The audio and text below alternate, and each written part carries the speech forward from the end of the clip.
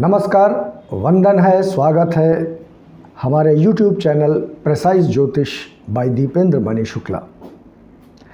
दोस्तों, अपने सिखाने की श्रृंखला को आज मैं तीसरे दिन चरणबद्ध कर रहा हूँ। कल तक अभी हम लोगों ने कुछ वैदिक ज्योतिष के आधारभूत संकल्पनाओं को समझा। कल सूर्य की बात हुई थी, आज चंद्रमा और मंगल की बात होगी।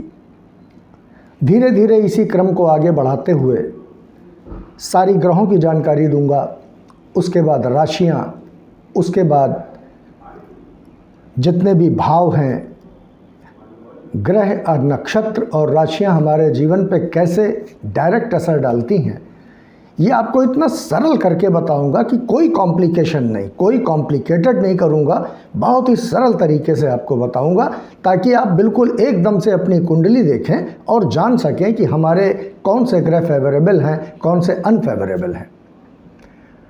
देखिए, इस धरती पे, इस दुनिया में जो कुछ भी हो रहा है वो सब ग्रहों के अधीन है। अब जैसे कल तक सूर्य की बात थी, आज मैं चंद्रमा के ऊपर आता हूँ। पद्म पुराण के अनुसार महर्षि अत्रि और माता अनसुईया के गर्भ से चंद्रमा का जन्म हुआ। ये इस ब्रह्मांड में सबसे तीव्र चलने वाला ग्रह है और इसे मन का कारक कहते हैं।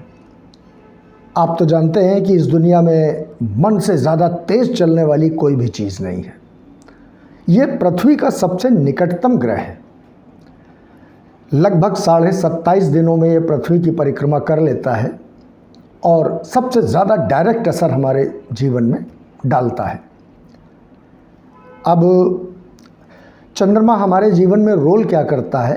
एक तो ये मन का कारक है, तो जितनी भी मन में उठ रही जिज्ञासाएं हैं, हमारी तरंगे हैं, हमारी परिकल्पनाएं हैं, हमारी संवेदनाएं हैं, जो कुछ भी हमारे मन में चल रहा, हम कभी भावुक हो जाते हैं, हम कभी बहुत गुस्से में आ जाते हैं, कभी बहुत रोषित हो जाते हैं, सब कुछ मन के ऊपर। कभी कभी हमारा मन करता है कि कोई हमसे ना बोले, बिल्कुल एकदम मुझे शांत रहने दो। वो सब कुछ चंद्रमा की वजह से ही होता है। दैनिक राशिफल में भी चंद्रमा का बहुत ज़बरदस्त रोल होता है। आज हमारा दिन कैसा बीतने वाला है, इसे भी चंद्रमा से ही बताया जाता है।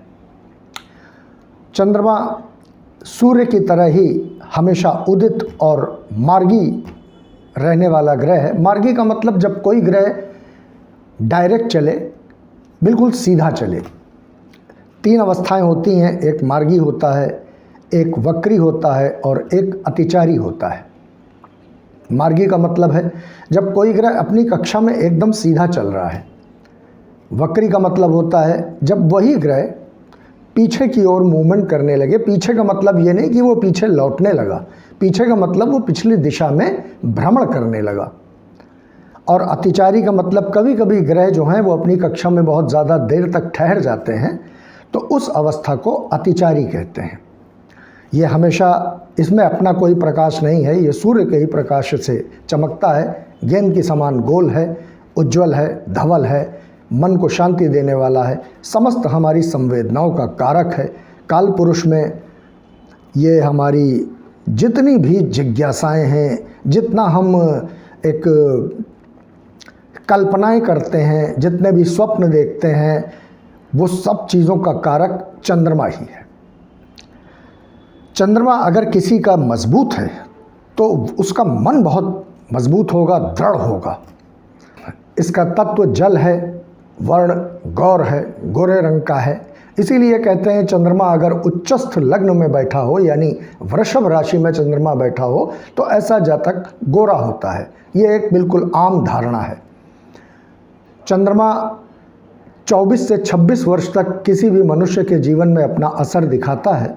इसका जो आधिपत्य हमारे शरीर पर होता है वो फेफड़ों में और गले से लेके और फेफड़ा होते हुए पिंगला नाड़ी तक इसका आधिपत्य होता है।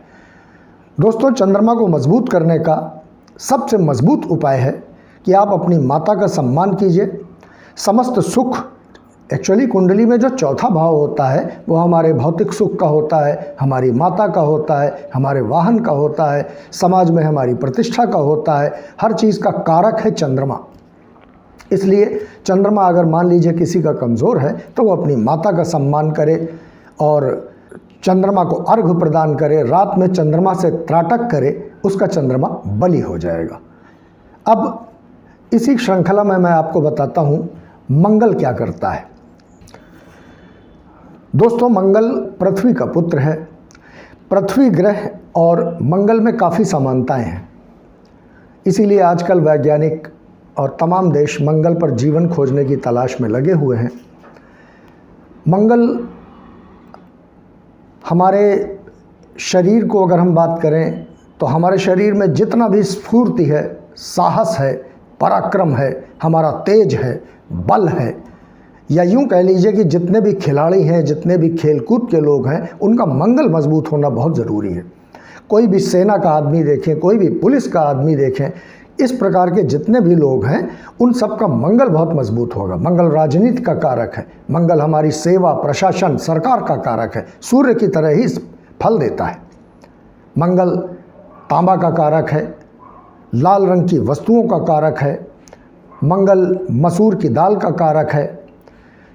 जितना भी जीवन में हमारे ताकत, मजबूती, हड्डियों में बल, रक्त की, जैसे आरबीसी लोग कहते हैं ना, खून की कमी हो गई है। खून की कमी कब होती है? जब किसी का मंगल क्षीण होता है। रक्त का कारक है मंगल, इसलिए मंगल का हमारे जीवन में, और वैसे भी कहते हैं कि जिसके जीवन में मंगल अच्छा है तो वो अपने जीवन की समस्त सुख सुविधाओं को भोगता है। हमारी शत्रुता, हमारी मित्रता, प्रशासनिक अधिकार, वैज्ञानिक रुचि, किसी भी चीज़ में हमको दृढ़ता प्रदान करना, इन सब चीज़ों पे मंगल का अपना आधिपत्य होता है। बेसिकली ये 28 से और 32 वर्ष की उम्र तक अपना प्रभाव दिखाता है, और जब इसकी महादशा चलती है, कोई भी ग्रह जब उसकी महादशा चलती है तो वो विशेष फलदायी हो जाता है। कुंडली में कहाँ बैठा है? मकर राशि में ये उच्च का होता है। मेष और वृश्चिक राशियाँ इसकी अपनी हैं, जिसमें वो स्वराशिस्थ कहलाता है। तो दोस्तों, मंगल का मजबूत होना अपने जीवन में बहुत महत्वपूर्ण है, बहुत कारगर है। दोस्तों, 2 ग्रहों की जानकारी आज आपको हमने दी। इसी प्रकार से बुध, बृहस्पति और शुक्र की जानकारी मैं कल आपको दूंगा। इसके बाद मैं बोर्ड पे आता हूँ, राशियाँ, भाव, नक्षत्र, क्रम कैसे हमारे जीवन पे असर डालते हैं, ये सारी चीज़ें मैं आपको धीरे धीरे बताना शुरू करता हूँ। तब तक के लिए मैं अपनी वाणी को यहीं विराम देता हूँ। आप लोग अपना आशीर्वाद यूं ही बनाए रखें। आपके अंदर बैठे हुए परमात्मा को बहुत नमन है, वंदन है। प्रिय मित्रों, जल्दी से हमारे चैनल को सब्सक्राइब कर दीजिए, लाइक कर दीजिए, शेयर कर दीजिए, और प्लीज़ बगल में जो बेल आइकॉन है ना, उसको भी दबा दीजिए। जय गणेश।